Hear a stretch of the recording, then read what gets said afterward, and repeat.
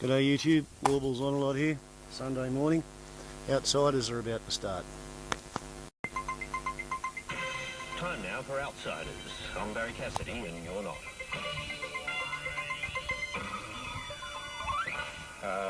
No beaver thou. Thank you, Barry. It's time for Outsiders. And this morning they are social commentator and writer Eva Cox, Ian Hankey, political consultant, owner of Media and Political Council, and Chris Berg, a research fellow with the IPA. Did you all get the cryptic clue? I was going to jump in and just interrupt and say, yeah, just a beaver. No. Oh, well. Nice try. Yeah. They are awkward. Speaking of cryptic, 100 days for the Abbott government up on December 16, so it behooves us as fans of anniversary journalistic endeavours to mark that. Well, it's a moment, is it not, to reflect on what we've learned in this beginning period of the Abbott government. Eva, let's start with you. I mean, it's been a challenging first few months.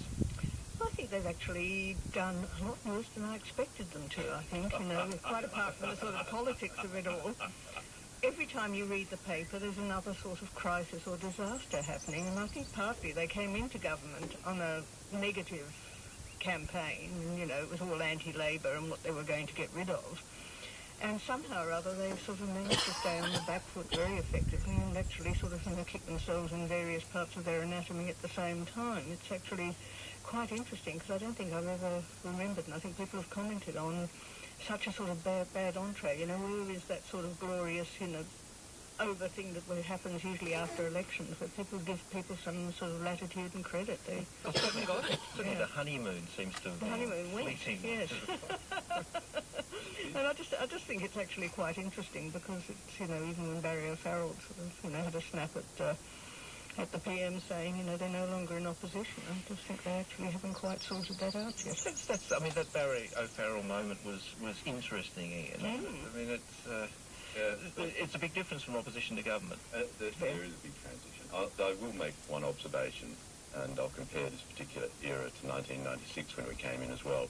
And it strikes me, after my many years of experience in this sort of caper, that Conservative governments don't get the same honeymoon period as a Labor government. And I think that's pretty well. It's because Conservative governments don't need them, Ian. Because and they get there more often, so we get them forward. That's nevertheless.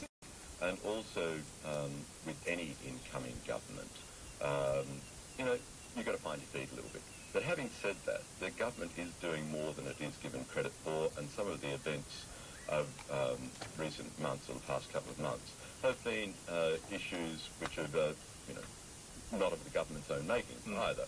And so, you can look at the issue with the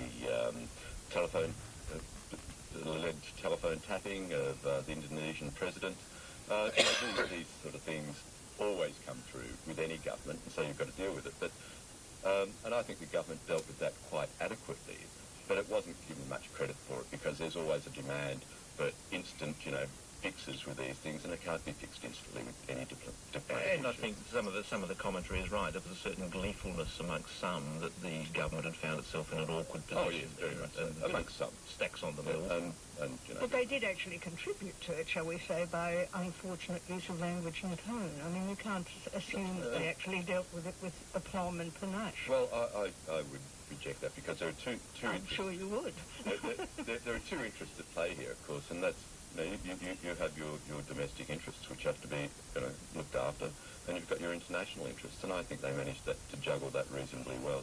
And that's actually, the proof of that is we're slowly seeing it now in the media anyway. Now, Chris, the other matter which has been, or perhaps up until this last week or so, that the school business was not a thing which came up and surprised the government. This was a small crisis of its own making.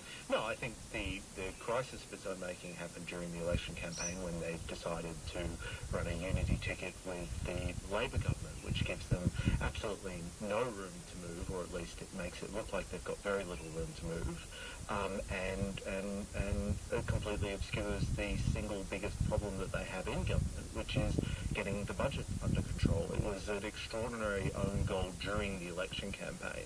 Whether it could have been done better last week or not is it probably could have been, but the error was during the election campaign, and as usual, the error is making promises in an election that you cannot keep. Which is interesting. I mean, there's been some sort of idle comparisons with Gillard's carbon tax promise, but the Idle indeed. The point though with that comparison is accurate, is that both things were made in a campaign, under that campaign pressure, and excluded the possibility of, you know, a slightly more compromised that's outcome. true, but the big difference between this and the Gillard promise is that, of course, the coalition will be keeping its promise, and Julia Gillard didn't.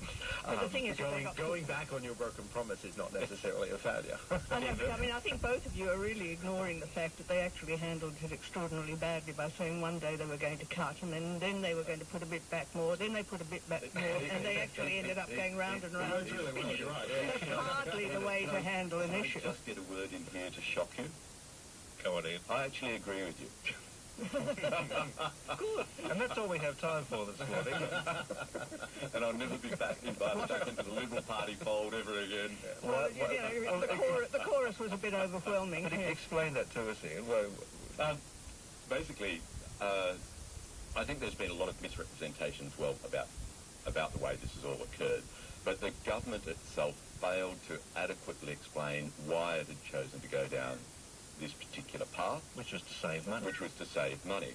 And that is because they've forgotten about their narrative, which is, you know, the budget has got to be fixed. We didn't hear enough about that. We haven't heard very much about that at all, I don't believe, over the past few months, because that's got confused with the fact that we've got to raise our debt limit. Well, budget's got to be fixed, and we've always been worried about debt. Why are we raising it? You know, that's to make it look like their fault. Yeah, we can actually do these things, but I think, you know, overall, it's been the government has inadequately explained its position on many issues, and the Gonski one was just one of them. During the troubling thing about that, I mean, you come back to that, but the troubling thing about the Gonski thing was it was driven by the need to save money, exactly. And because it was so mishandled, you ended up spending the money in any event, which just compounds the. You know, Yeah, well, they keep their promise, Jonathan, and that's something we should respect them for. But they look as though they're keeping their promise under duress, which is not a good look. You know, they don't look as though this was an intelligent, reasonable decision. It's, good heavens, the media's against us, we better do a something. fumbled execution, to be sure. It could have been handled a lot better, and I think, you know, because during the campaign, all we promised was that we would meet Labor's funding promise. We never said anything about Gonski. We said we discussed funding. But for the with the unity ticket, no difference in for funding. And I'll get back. But even Kevin Rudd stopped talking about Gonski because nobody knew what it meant. Exactly, and Labor was never introducing Gonski. The Gonski recommendations were not what the Labor Party actually did. No, but they did come in saying there was nothing to choose between us, and every school would end up with the same amount, blah, blah, blah. No, Eva, I agree, on funding. Yeah. And then once the government had to start parsing its words, saying, well, we meant the schools won't be worse off, when in fact they said school. You know, they made such a bloody mess for or even themselves. worse, this is not the promise we made, but the promise you thought you could. Once you get into that diabolical the difference between one S and no S. Stupid voters that appeared to be their argument for and you can't. I mean, so, you know, Chris and I were just discussing this a bit earlier. I mean, overall, I'm only given the C.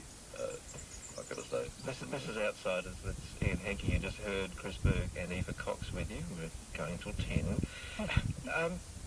But the interesting part about that, and this goes to this next point, I guess, of the recent record, the Grain Corp deal. I mean, what the education kerfuffle really gets to is problems in handling the economic agenda, the budgetary agenda, and Grain Corp likewise is a fly in the ointment of the economic reputation of the government. Yeah, I suspect that most voters don't particularly, haven't given a second thought to the Grain Corp decision, but what the Grain Corp decision has been quite damaging in is internally to the government and within its supporters in the business community as well, because a lot of people had believed, well, the Liberals get into power, the coalition will get into power, and then Australia will be open for business. They said that over and over and over and over. What the Grain Corp decision demonstrates to a lot of people is that, yeah, well, it's just another government. It's another government that makes these political decisions. But can I actually say, I mean, one thing I've been saying for a long time is that, I mean, Tony Abbott's going to have trouble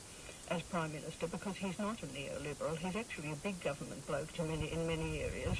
You've got the rump of the sort of rural socialists known as the Nats sitting on the back bench, and the combination of that means that the sort of serious dries in the Liberal Party and the sort of remaining wets and sort of government intervention people are actually going to fight it out in a way which most people haven't acknowledged is a real split within the Conservative movement. I mean, one of the problems with the left is that they think there's a unity in the Conservatives, which I'm very aware there isn't. I think that's very true, but I think Tony Abbott made himself as part of an internal coalition with the Dries, with the free marketeers in the Liberal Party, and his support base within the Liberal Party, and particularly in 2009 when he won the leadership, was with the free marketeers. Well, it was against Malcolm Turnbull, who was a lot wetter than he was.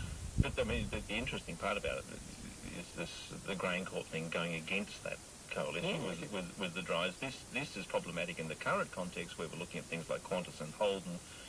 Exactly. It's bad news for Holden and Qantas. I would suggest that they got done on Grain Corp. Well, I think with Qantas and Holden, that those I don't think the coalition would have ever. Well, we'll see what happens with. Mr. Hanking is choosing his words with care. I am choosing them with care. It's a hell of a lot easier if I say it like this. I don't think there should be another shekel given to Holden. I don't think we should bail out Qantas with any debt guarantees, or we should purchase any shares in it as a government. And I think there is quite a view within the coalition that this is the case. As Jonathan was pointing out, maybe the Grain Corp decision has given some room to move on here, because when you're in a coalition, you do have this give and take on policy. I personally think the Grain Corp one was crazy. But the interesting thing is the point that was raised with the Grain Corp one was that one of the issues was public opinion, and that's caused a lot of concern, because that's where the Holden Qantas one also becomes a public opinion issue. Well, and if you put it into economics, you actually can't find an equation called public opinion. Well, the public opinion one is interesting. I don't think that's a good enough reason not to actually go ahead with a good piece of public policy. But with the continued subsidies to the motor vehicle industry, I have seen some recent polling which actually says that people are now against it. You know, they're just saying that it's not working, it doesn't save jobs. So I think it possibly, we'll manage to do that okay, as long as that's the government's decision. And with the Grain Corp one, I think we would have got away with the Grain Corp one as well, except it was just an internal dispute in the party. But no one would have cared.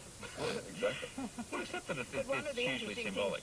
But one of the interesting things that neither of you are commenting on, and I'll sort of do this from the other side, is the idea that Chris Bowen was in there furiously attacking the Liberal Party and the coalition government for not being sufficiently pro-business. That's a very interesting attitude from the opposition. Well, yes and no, but I mean, everybody's a hypocrite on this game, because of course Kevin Rudd